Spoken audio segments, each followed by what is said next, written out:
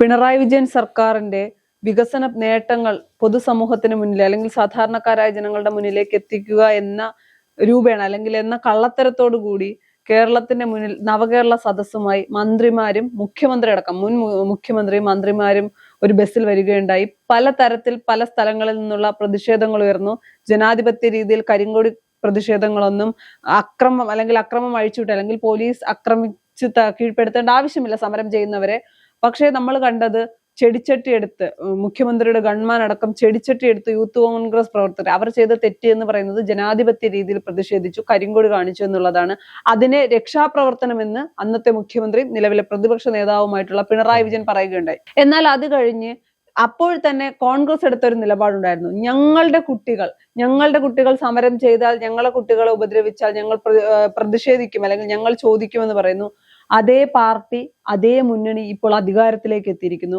മുഖ്യമന്ത്രിയും ആഭ്യന്തര വകുപ്പ് മന്ത്രിയും ഒക്കെ കോൺഗ്രസിന്റെ കയ്യിലാണ്. എന്നിട്ടും നീതി കിട്ടാതെ അല്ലെങ്കിൽ ആലപ്പുഴയിൽ ആക്രമിക്കപ്പെട്ട യുവാക്കൾക്ക് നീതി കിട്ടിയില്ല എന്ന് തന്നെ പറയേണ്ടി വരില്ലേ?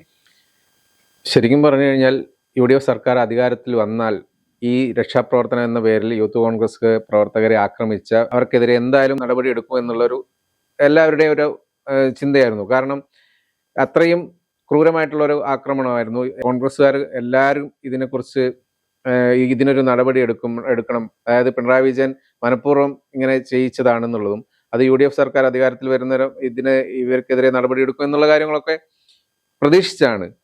അങ്ങനെ പ്രതീക്ഷിച്ചു, അധികാരത്തിൽ വരികയും ചെയ്തു.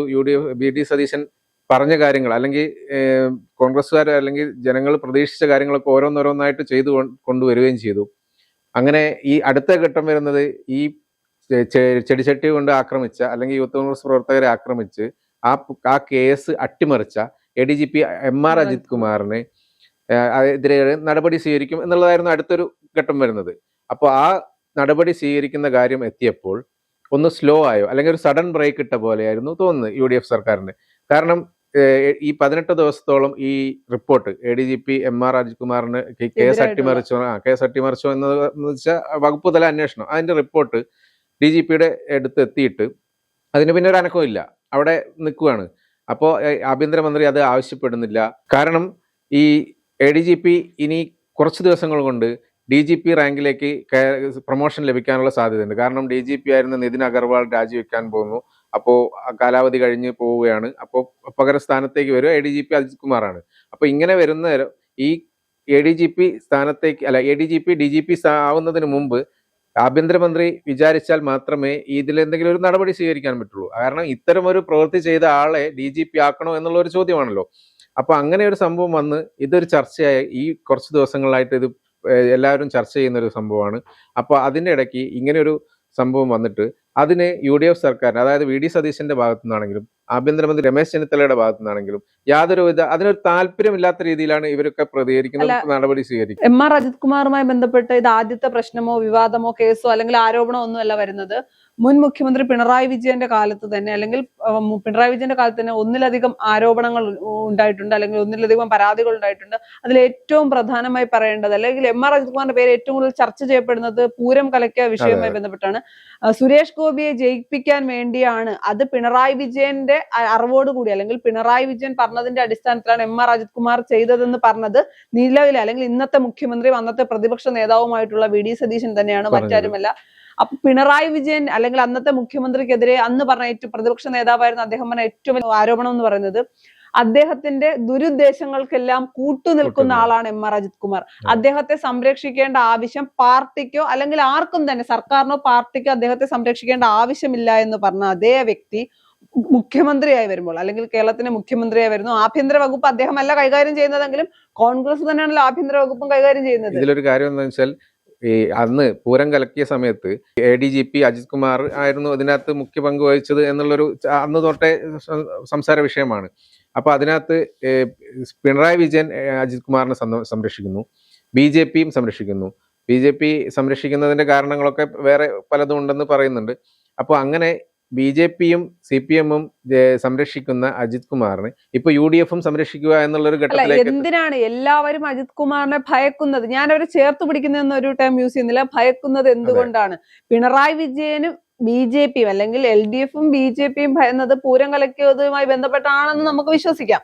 മറുവശത്ത് UDF സർക്കാർ എന്തിനാണ് ഭയക്കുന്നത്? അന്നത്തെ പ്രതിപക്ഷ നേതാവായിരുന്ന VD സതീശൻ അന്ന് പറഞ്ഞ നിലപാടും അന്ന് പറഞ്ഞ വാക്കുകളും എന്തായിരുന്നു? ഇപ്പോൾ ഈ വിഷയത്തിൽ എടുക്കുന്ന നിലപാട് എന്താണ്? പിന്നെ അദ്ദേഹം ഇന്ന് അല്ലെങ്കിൽ അദ്ദേഹം മാധ്യമങ്ങൾക്ക് മുന്നിൽ പറഞ്ഞ ഒരു കാര്യമുണ്ട്. മാധ്യമ പ്രവർത്തകരുമായി സംസാരിക്കുമ്പോൾ അദ്ദേഹം പല വിഷയങ്ങളിലും പറയുന്ന മറുപടികൾ ഇപ്പോൾ അത്ര തൃപ്തികരമായി തോന്നില്ല. പലതിലും ചെറിയ ചെറിയ ന്യായങ്ങൾ പറഞ്ഞ് ഒഴിഞ്ഞു പോകുന്നതാണ് നമ്മൾ കണ്ടത്. അദ്ദേഹം ഇപ്പൊ ഏറ്റവും ഒടുവിൽ പറഞ്ഞ ഒരു കാര്യം MR അജിത് കുമാറുമായി ബന്ധപ്പെട്ട കാര്യം പറയുമ്പോൾ, നിങ്ങൾ ആണ് ഇതൊക്കെ വാർത്തയാക്കുന്നത്. അത് മാധ്യമ പ്രവർത്തകർക്ക് വാർത്തയാക്കിയേ പറ്റൂ, അത് അവർക്ക് ചോദ്യം ചോദിച്ചേ പറ്റൂ. നിങ്ങളാണ് ലീഡ് തീരുമാനിക്കുന്നത്. നിങ്ങൾ ഉണ്ടാക്കുന്ന വാർത്ത, നിങ്ങളുടെ ലീഡിന് മറുപടി പറയേണ്ട ആവശ്യം എനിക്കില്ല. അത് ഒരു മുഖ്യമന്ത്രിയുടെ കയ്യിൽ നിന്ന് അല്ലെങ്കിൽ ഒരു മുഖ്യമന്ത്രി പറയേണ്ട മറുപടി അല്ല. ഈ ഒരു വിഷയത്തിലാണ് അതാണ് ഇതിന്റെ പ്രധാന പ്രയോജനം. കാരണം ഇതേ സംഭവത്തിൽ തന്നെ നേരത്തെ എടുത്ത നിലപാടിൽ നിന്ന് മുഖ്യമന്ത്രി VD സതീശൻ മാറിയിട്ടുണ്ടെന്നുള്ളത് എന്തായാലും പറയുന്നുണ്ട്.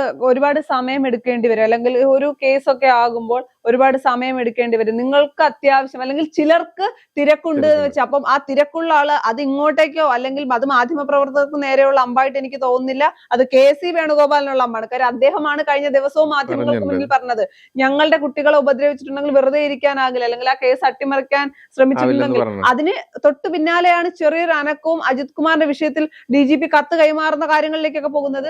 അദ്ദേഹം ഇപ്പോൾ ADGP ആണ്. അദ്ദേഹത്തെ DGP ആക്കാനുള്ള നീക്കമാണ് ഈ സർക്കാർ ചെയ്യുന്നതെങ്കിൽ വീണ്ടും അന്വേഷണം അല്ലെങ്കിൽ ഒന്നും കൂടി പരിശോധിക്കണം എന്ന് പറയുന്നത് അദ്ദേഹത്തിന് DGP ആകാനുള്ള ഒരു കാലാവധി. ഇപ്പോൾ ഇവർക്ക് കേസ് ഫയൽ ചെയ്യുകയും അല്ലെങ്കിൽ തെളിവുകളോട് കൂടി പറയുകയാണെങ്കിൽ അദ്ദേഹത്തിന് DGP ആകാൻ കഴിയില്ല. എന്നാൽ എന്തെങ്കിലുമൊക്കെ കാരണങ്ങൾ കൊണ്ട് ഇതൊക്കെ പറയുന്നത് ന്യായമാണെന്നൊന്നും പറയാൻ കഴിയില്ല. ഒഴിവുകഴിവുകൾ പറഞ്ഞ് അദ്ദേഹത്തെ DGP ആക്കുകയാണെങ്കിൽ ഒരു കാര്യം ഉറപ്പിക്കണം, UDF-ലെ നേതാക്കൾക്കും അജിത് കുമാറിനെ ഭയമാണ്. എല്ലാവരെയും തകർക്കാനുള്ള ബോംബ് അജിത് കുമാറിന്റെ കയ്യിലുണ്ടെന്ന് വിശ്വസിക്കുന്നു. ഇതിലൊരു കാര്യം പ്രത്യേകം ശ്രദ്ധിക്കേണ്ടത് എന്താണെന്ന് വെച്ചാൽ, ഈ മാസം അജിത് കുമാറിന് പ്രൊമോഷന്റെ സമയമാകുന്നു.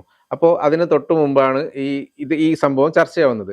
അപ്പോൾ ഇപ്പോ എന്തെങ്കിലും ഒരു നടപടി എടുത്തില്ലെങ്കിൽ ഒരു പക്ഷേ ഇത് ചിലപ്പോൾ പറ്റിയെന്നില്ല. സ്ക്രീനിങ് ടൈമാണ് ഇപ്പോൾ നടക്കുന്നത്. അപ്പോൾ ഇതിന്റെ സംഭവം വരുന്നത് ഒരു 2 ആഴ്ച മുമ്പ് ഇതിനെക്കുറിച്ച് ചർച്ച വരുന്നു.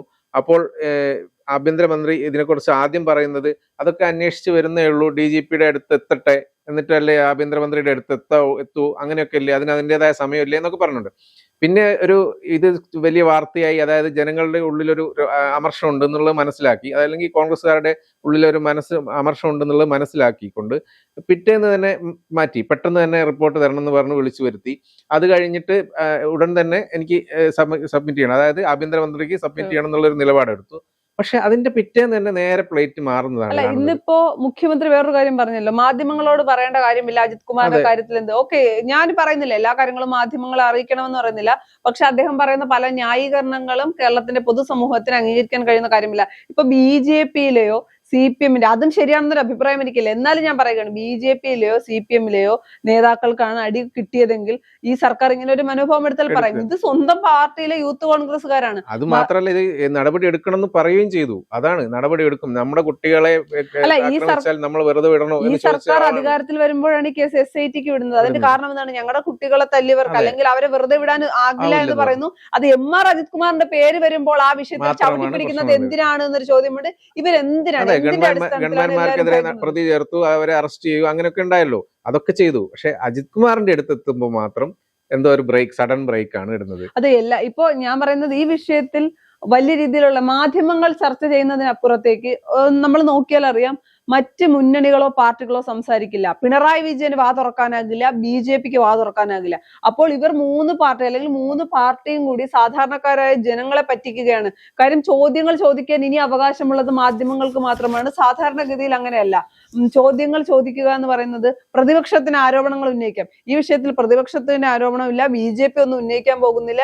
ഇതിന്റെ അകത്ത് ആകെ നടക്കുന്നത് UDF-ന്റെ അകത്ത് നിന്നുകൊണ്ടുള്ള ചോദ്യങ്ങൾ മാത്രമാണ് ഉണ്ടാകാൻ പോകുന്നത്. അതെ, ഇതിനകത്ത് ഇന്ന് പത്രസമ്മേളനത്തിൽ മുഖ്യമന്ത്രിയുടെ പ്രതികരണം കേട്ടപ്പോൾ തന്നെ എല്ലാവരും ഞെട്ടിപ്പോകുന്നതായിരുന്നു. കാരണം അതിനൊക്കെ അതിന്റേതായ സമയമുണ്ട്. നിങ്ങളുടെ തീരുമാനത്തിനനുസരിച്ച് നമുക്ക് ചെയ്യാൻ പറ്റുമോ? ഒരു വാക്ക് പറയുന്നുണ്ട്, ചിലർക്ക് തിരക്കുണ്ട്. ആ ചിലരെന്ന് പറയുന്നത് എന്തായാലും സ്വാഭാവികമായിരിക്കും. തീരുമാനമാകുമ്പോ അറിഞ്ഞാൽ മതി, അപ്പൊ നിങ്ങൾ വാർത്ത കൊടുത്താൽ മതി, അങ്ങനെയല്ലേ പറഞ്ഞിട്ടുണ്ടായിരുന്നു. പക്ഷെ കാര്യങ്ങൾ സംസാരിക്കണം, ചർച്ച ചെയ്യണം, അതൊക്കെ മാധ്യമധർമ്മമാണ്. അതവർക്ക് അല്ലെങ്കിൽ മാധ്യമങ്ങൾക്ക് അത് ചെയ്തേ പറ്റൂ. പിന്നെ ഇതിന്റെ അകത്ത് KC വേണുഗോപാലിന്റെ കാര്യം പറയുമ്പോൾ, ഇവർ അല്ലെങ്കിൽ നമുക്കറിയാം മുഖ്യമന്ത്രിയാകാൻ വേണ്ടി കോൺഗ്രസിന്റെ അകത്ത് വലിയ പോരും നടന്നാണ് VD സതീശൻ മുഖ്യമന്ത്രിയാകുന്നത്. രമേശ് ചെന്നിത്തല ആഭ്യന്തര വകുപ്പ് മന്ത്രിയാകുന്നത്. രമേശ് ചെന്നിത്തല എന്താണ് ചോദിച്ചു വാങ്ങിയതാണ് ഈ ആഭ്യന്തര വകുപ്പ് മന്ത്രി സ്ഥാനം എന്ന് പറയുന്നത്. ഓപ്പറേഷൻ തൂഫാൻ അദ്ദേഹത്തിന്റെ ഗ്രാഫ് ഉയർത്താനും ജനങ്ങളിൽ ഒരു വിശ്വാസ്യത ഉണ്ടാക്കിയെടുക്കാനും കഴിഞ്ഞിട്ടുണ്ട്. അത് തകരാനും ഇത് കാരണമാകാനുള്ള സാധ്യതയുണ്ട്.